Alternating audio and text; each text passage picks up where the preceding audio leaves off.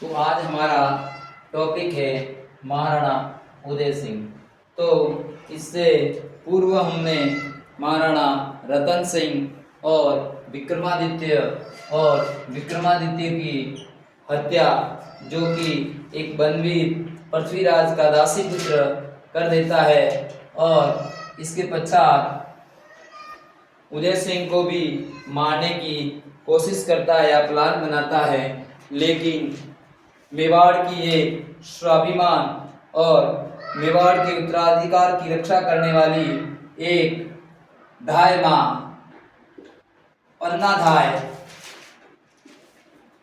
गुजर अपने पुत्र चंदन का बलिदान कर देती है और चंदन को बनवीर मार देता है, और पन्नाधाय उदय सिंह को लेकर कुंभलगढ़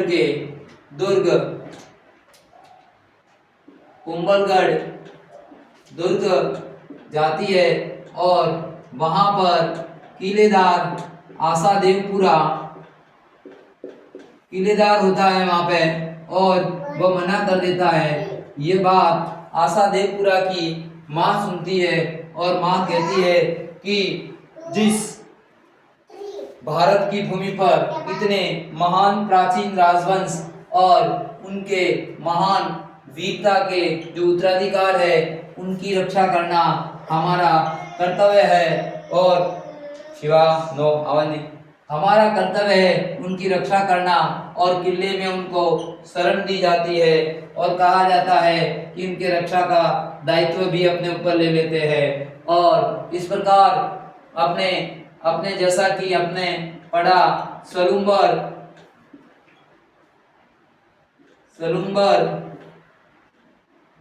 आमेट, देवगढ़, ये बड़े बड़े बेगू, ये 4 बड़े ठिकाने और 16 अन्य बड़े ठिकाने थे, और अन्य छोटे मोटे ठिकाने के लोगों ने इनका सहयोग किया। और कहा जाता है कि 1540 ईस्वी में मावली में, जो मावली का युद्ध कहते हैं, वर्तमान मावली एक क्षेत्र है, उदयपुर जिले में एक तहसील है, वहां पर बनवीर वर्सेस उदय सिंह जी की सेना के बीच युद्ध होता है, और कहा जाता है कि बनवीर हार जाता है और वहां से भागकर दक्षिणी भारत चला जाता है। इस प्रकार उदय सिंह की रक्षा पन्नाधाय ने की, और आशादेवपुरा और सहयोगी जागीरदारों के सहयोग से अपना जो कि राज्य को छीनने वाला बनवीर को वहां से भागना पड़ता है। इस प्रकार महाराणा उदय सिंह ने मावली पर विजय प्राप्त की, और फिर कहा जाता है कि अपने पास ही एक जिला, जो वर्तमान पाली जिला है, वहां एक जगह है खेरवाड़ा। तो खेरवाड़ा जो क्षेत्र है, एक जागीर है, वहां पर जयतमाल सिंह झाला वहां का जागीरदार था। उनकी एक पुत्री थी जिनका नाम स्वरूप कुंवर था। उसकी शादी स्वरूप कुंवर, जिनकी शादी राव मालदेव जो मारवाड़ के शासक थे, उनके साथ हुई थी। और कहा जाता है कि इनकी एक और पुत्री थी जिनके साथ राव मालदेव शादी करना चाहता था, लेकिन कहा जाता है जयतमाल सिंह झाला उदय सिंह जी को प्रस्ताव भेजता है, और कहता है तो उदय सिंह जी जयतमाल की सेकेंड नंबर की पुत्री होती है, उनके साथ शादी कर देता है, जिससे कि राव मालदेव नाराज हो जाते हैं। और जैसा कि हमने पढ़ा मावली के युद्ध में, मैं आपको बताना चाहूंगा कि मावली के युद्ध में राव मालदेव जो मारवाड़ का शासक था, राव मालदेव वह उदय सिंह की मदद करता है और उदय सिंह उनको बसंत राज नामक एक हाथी भेंट करता है। तो मावली के युद्ध में राव मालदेव ने उदय सिंह का साथ दिया, लेकिन यहाँ वैवाहिक रिश्तों के कारण वह उनसे नाराज हो गया और कहा जाता है कि 1557 ईस्वी में उदय सिंह वर्सेस हाजी खां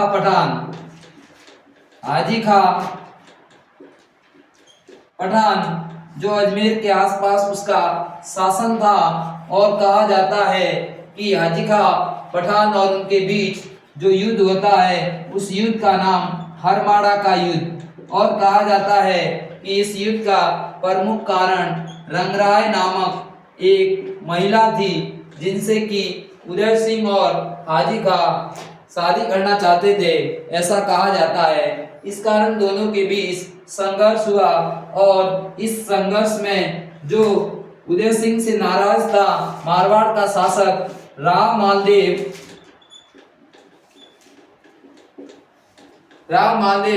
हाजी खां पठान का साथ देते हैं, और कहा जाता है कि इस युद्ध में मेवाड़ की हार हो जाती है। मेवाड़ की हार हो जाती है, और कहा जाता है कि इसके पश्चात दिल्ली का मुगल बादशाह उस समय अकबर था, उसने मेवाड़ पर विजय प्राप्त करने की सोची, और कहा जाता है 1567 से 68 यानी 1567 से 68 ईस्वी में बादशाह अकबर का आक्रमण होता है, और कहा जाता है कि उस समय और परिस्थिति को मांग को देखकर वहां के सामंत जागीरदार और उसके विश्वस्त सेनानायक उदय सिंह जी को समझाते हैं कि तुम युद्ध भूमि में इस समय रहना उचित नहीं है, और उदय सिंह गिरवा की पहाड़ियां जो वर्तमान उदयपुर शहर है, गिरवा की पहाड़ियों में उदय सिंह चले जाते हैं और इस युद्ध का नेतृत्व की कमान, जैसा कि हम पढ़ेंगे कि आमेर के सामंत हत्ता चुंडावर एवं मेड़ता के जो वीरमदेव के पुत्र थे जयमल राठौड़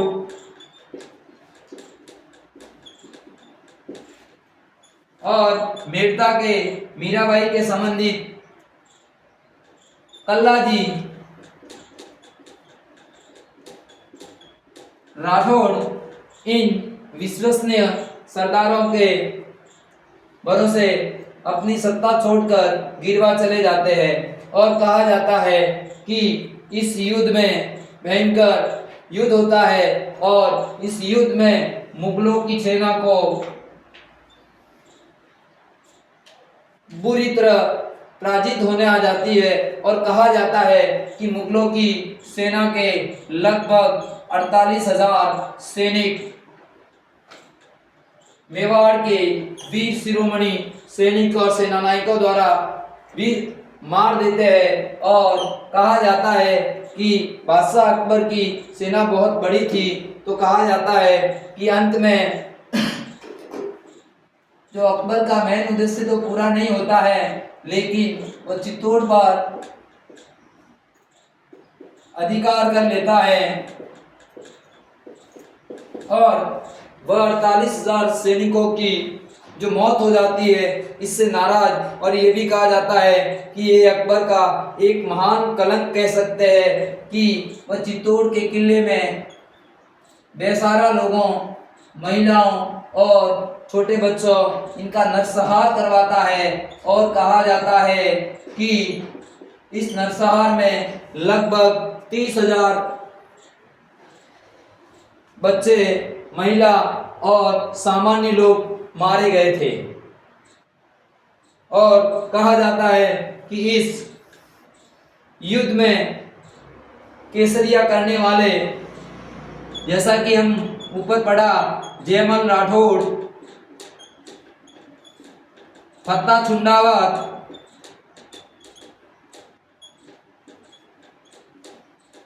और कल्लाजी राठौड़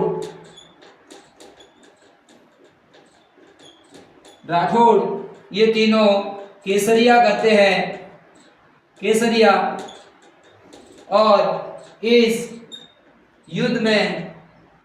के पश्चात जो जौहर करते हैं वह फत्ता की पत्नी और जयमल की बहन फूलकुंवर जौहर करती है। और कहा जाता है कि युद्ध के दौरान जयमल राठौड़, जो कि अकबर की एक बंदूक है जिनका नाम संग्राम है, जो अकबर की बंदूक थी संग्राम है, उसके अपने वार से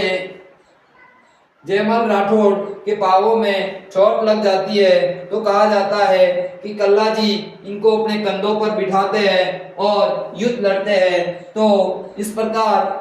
इस युद्ध में लड़ते हुए देखकर लोग कहते हैं, और वहीं से इनकी एक किंवदंती चलती है कि 4 हाथों वाले देवता कल्लाजी राठौड़ थे।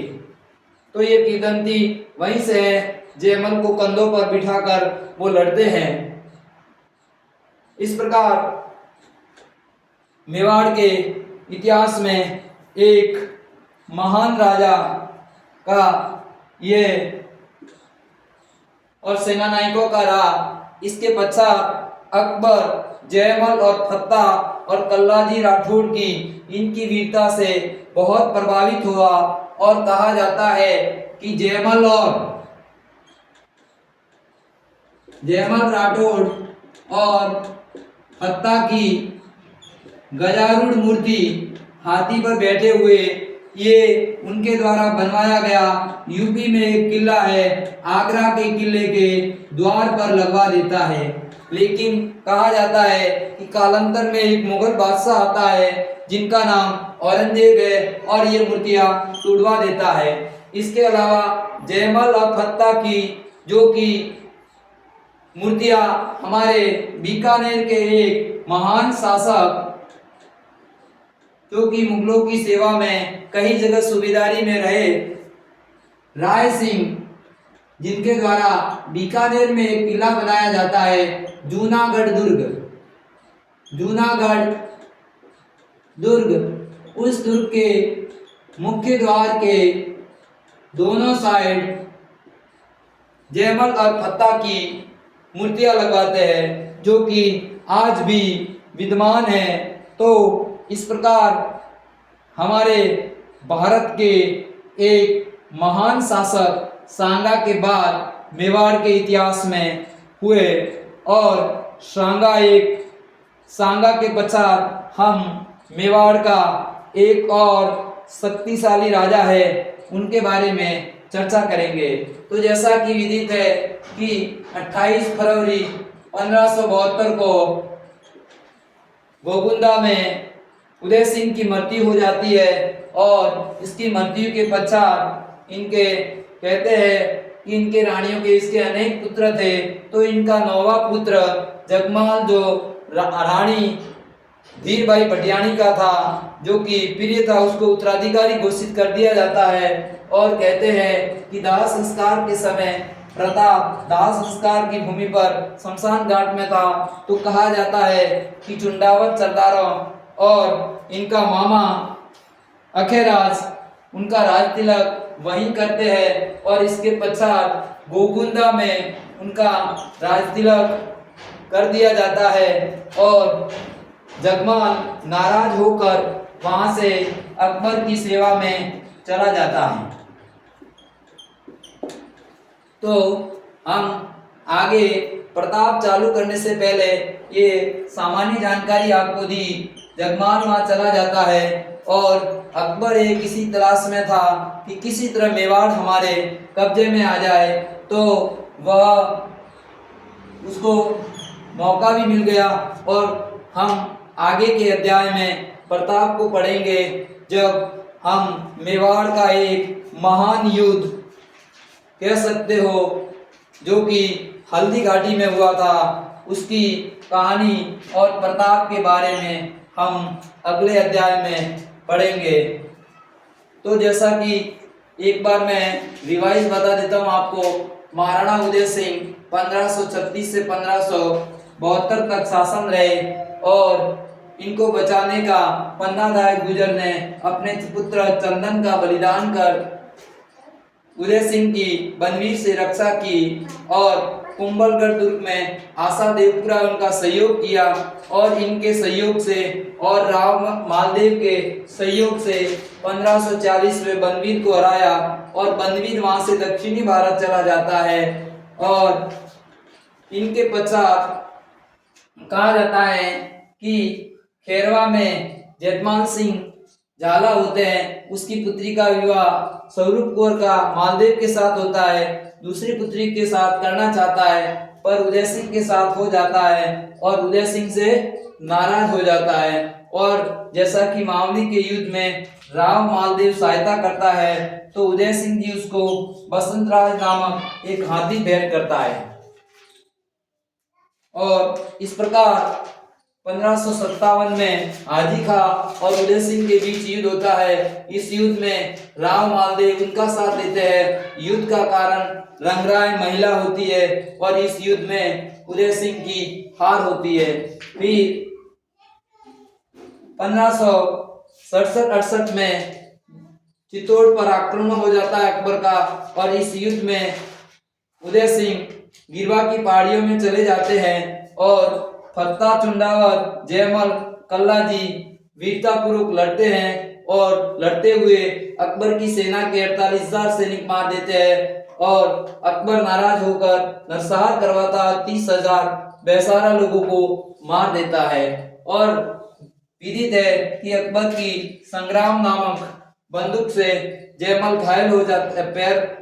पैरों के लग जाती है तो इनको कंधों पर बिठाकर कल्लाजी राठौड़ तो वो लड़ते हुए केसरिया करते हुए वीर गति को प्राप्त करते हैं। तो इस युद्ध में वीर गति को प्राप्त करने वाले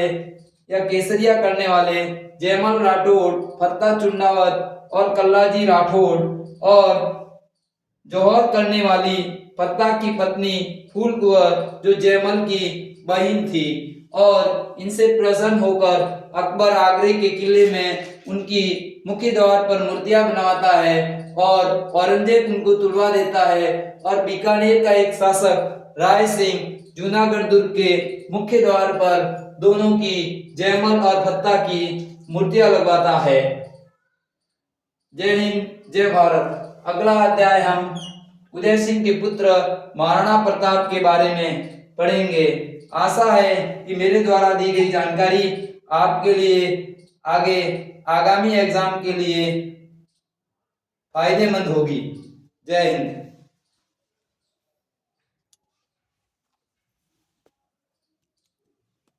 थैंक यू। बेटा बोला नहीं तूने।